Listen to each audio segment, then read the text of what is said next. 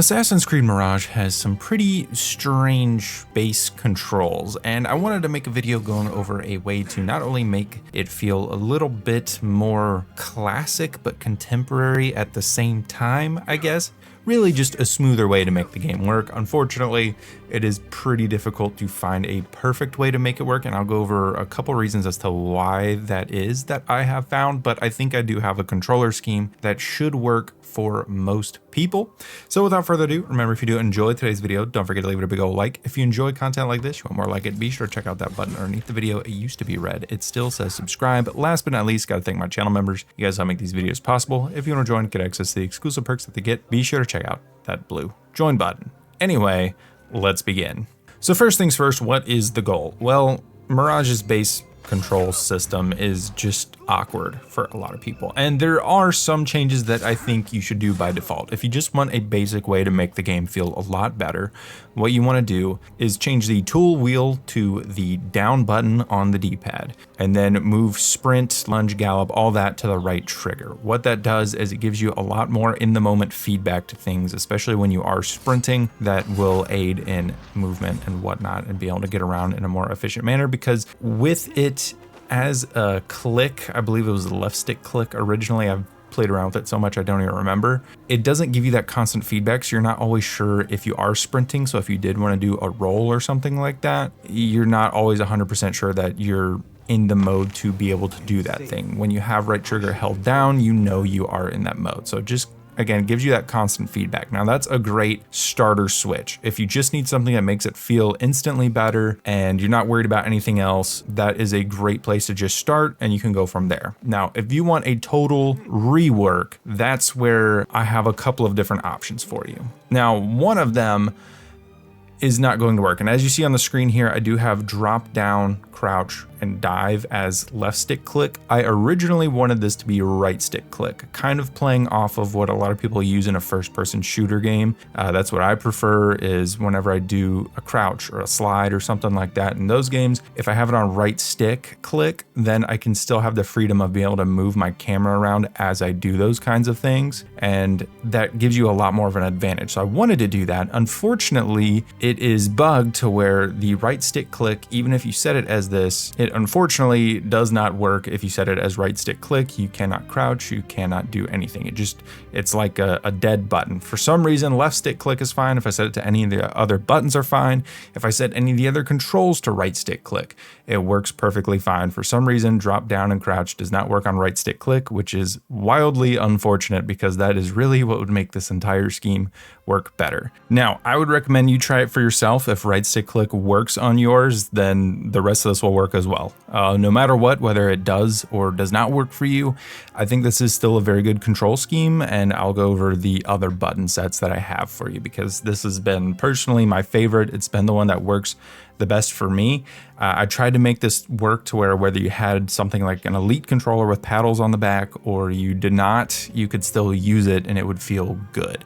So let's go over these real quick. So I kept free run up as A. Like I said, drop down, crouch, dive, I put as left stick. And I do have an alternate for this as well. So this won't be the only control scheme if this doesn't sound right to you. Sprint, lunge, gallop, as I mentioned in the beginning, that's right trigger to give you that constant feedback. The rest of these I left as default, X, right stick click, and cinematic camera. Primary interactions I left as Y, eagle vision, left on the D-pad, pickpocket, that works great as the Y button, whistle. Really, a lot of these just default when it comes to the overall gameplay actions.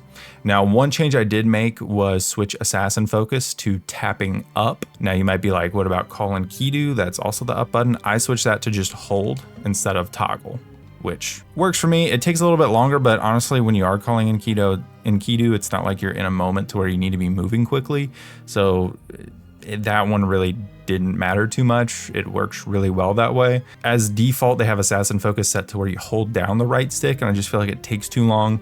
Because with assassin focus, a lot of times if you want to pop into it, there are moments where you need it to come up very quickly, and when you have it as a hold prompt, it's just not as quick. So say if you're jumping off a building and you want to do assassin focus and make sure you're at a particular height, holding a button down is going to delay that. Whereas if you just have it as a toggle, it makes it instant, which makes it faster, easier, more efficient for you. For select target, you can do this really however you want because none of the other inputs really matter. I put it as X because as you'll see a little bit later, I changed the assassinate button to X. So just to keep things consistent, I changed it to X. The rest of the stuff I left as default. And then same down here, all the Enkidu stuff I left as default because this doesn't really impact the rest of the stuff. And like I said, this is a slower portion of the gameplay loop, so it's just kind of, it works as it does. Under combat, this is where we'll see a few more changes. So light attack and heavy attack, I left as RB and RB hold. Or I guess if you're on PlayStation, be R1 and R1 hold. Assassinate, I changed to X, which on PlayStation will be the square button. And then on parry, I left LB as the parry button. Honestly, kind of inspired by a game like Ghost of Tsushima, where they have LB as well as the parry button. I like that feel in this game, so I left it as that. Now you could also make the attacks as X, but this game just isn't precise enough. There's a lot of times where you think you're about to assassinate someone and the prompt maybe just gets taken off at the last second, and then you're swinging your sword and blowing your cover. So I really like to separate those, but in my other setup, I'll show a little bit later in the video, there's an option where these are not unbound from each other. I just found that it's best to have them unbound from each other. Kickback I left as Y. Dodge I moved to the B button, which if you play a lot of PlayStation exclusives, that's the circle button. Personally, I just found that feels the most natural. I feel like a lot of games use that particular input as a good one for dodge and rolling. And so I moved it to that one, and it does feel a lot better for that. It's just kind of right there for your thumb. You can just swap off the camera stick if you want to, or again, if you have it mapped to a paddle or something, it just makes things easier. Heal I left as the down button to press, which you will pretty much heal yourself anytime you pull up the tool wheel, which is fine, honestly, if you're in combat that much where you need to heal a lot. I think you're going to be struggling anyway. This is definitely more so focused on not being seen or touched. But again, it works well right there. Lock target I had as right stick. Again, if right stick click works for you for crouch, just move this to the left stick click. I tried it as the left stick click and it worked fine. But again, combat's not something you want to get into a whole lot. There will be times you have to, but again, the times that I did get into combat, it worked fine as a left stick click. So pretty much if right stick click works for crouch on your particular setup, you do that, just flip what I have here that's right stick and left stick clicks. So anyway, we'll move on. The rest of this stuff down here, aside from moving the tool wheel to the down on the D-pad and holding it, everything else I left the same. For some reason, there is an error saying that it will interrupt sprint, lunge, and gallop to throw things. I have yet to run into this issue because typically if I'm sprinting, I'm not also throwing things. So I wouldn't worry about this conflict too much. Again, if it bothers you, you don't have to do it, but personally, I haven't had any issues at all with this particular thing. Now, what was I talking about where I have a second setup for you? If this one does not work, let's go over a couple of changes that I have. Okay, so this is the alternative setup that I have right here. This one is going to be a little bit closer to something like Unity, where you have left trigger as the, or L2 if you're on PlayStation, as the crouch and the drop down button. It works well. If you play a lot of Unity, you might enjoy this type of setup more so. Again, it's putting up these conflict things, and I don't know why.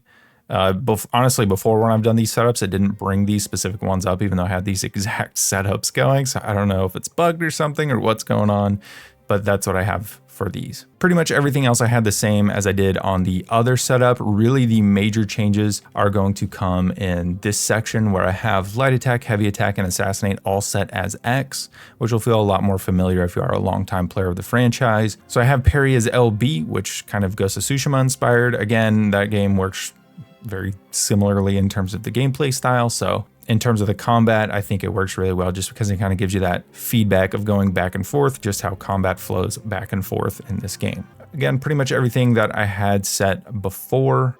Dodge is still B, lock target is still right stick click, and then tool wheel aim, I did change to RB or R1 if you're on PlayStation, just because that button becomes free once you take the attacks off of it. And it might feel a little bit weird at first, but once you get used to it, it feels fine. Now, some people, what they've done is they've put parry as RB or R1 and they've made aim as LB or L1, that's definitely something you can do as well if that feels better to you, if you're more tool oriented. Of course, since like I've mentioned a few times in this video, things are much more stealth oriented in this game, having parry as a more comfortable button maybe isn't as important as having aim as a more comfortable button for you. So again, you can kind of make subtle changes to it, but overall I think this is a layout that both of these have worked really well for me so far in my playthrough of the game, and I think they'll work great for you. If you have any feedback onto what control scheme that you use, which one that you like the best, feel free to let me know down below.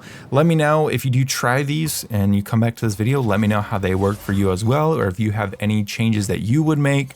Let's have a conversation, and I will see you in the next video.